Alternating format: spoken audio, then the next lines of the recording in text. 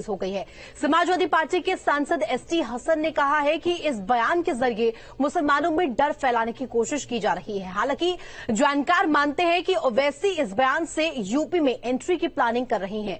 यही कारण है कि डर मुसलमानों में नहीं, समाजवादी पार्टी में दिख रहा है।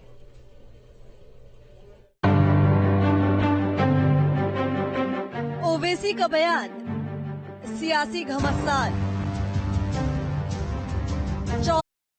बात अगर ऐसी संसद में आती है तो वो ब्रॉड माइंडेड जितने भी तो मेरी इस बात को एक दिन आएगा जब भारत की पार्लियामेंट में किसी मुसलमान का मॉब लिंचिंग हो जाएगा। वो दिन दूर नहीं है, वो दिन दूर नहीं है। तो सुना आपने, ओवैसी ने बीजेपी सांसद रमेश बिधूड़ी की बीएसपी सांसद दानिश अली पर की गई टिप्पणी के बाद क्या कहा। इस बयान के बाद आरोप लगा रही हैं कि ओवैसी मुसलमानों में डर फैलाने की कोशिश कर रही हैं। आरोपों के घेरे में सिर्फ ओवैसी ही नहीं है, सरकार को भी निशाने पर लिया जा रहा है।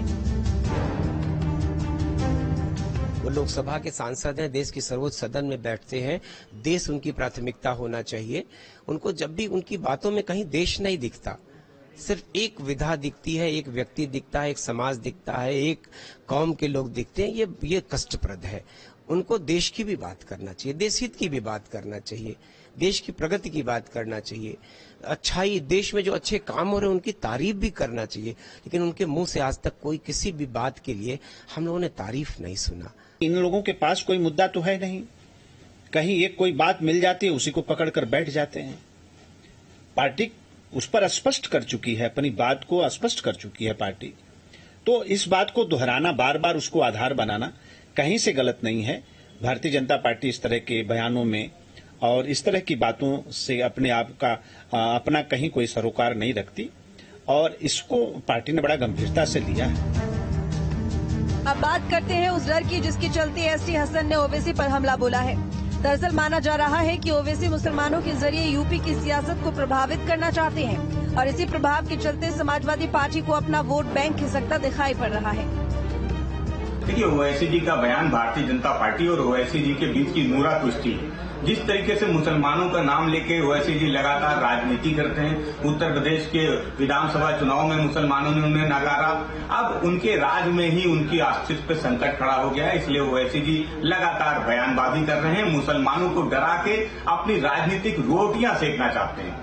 देश का मुसलमान देश के संविधान और लोकतंत्र में पूरी तरीके से विश्वास रखता है। समाजवादी पार्टी मुसलमानों की, दलितों की, पिछड़ों की, किसानों की, मजदूरों की लड़ाई लड़ती रहेगी। ऐसे में सवाल भी कई उठ रहे हैं। सवाल है कि ओवैसी के बयान का मकसद क्या है? क्या मुसलमानों में डर फैला रही है ओवैसी? क्या यूपी में जमीन तैयार करना चाहती है एआईएमआईएम? ओवैसी की यूपी में एंट्री से एसपी को डर है।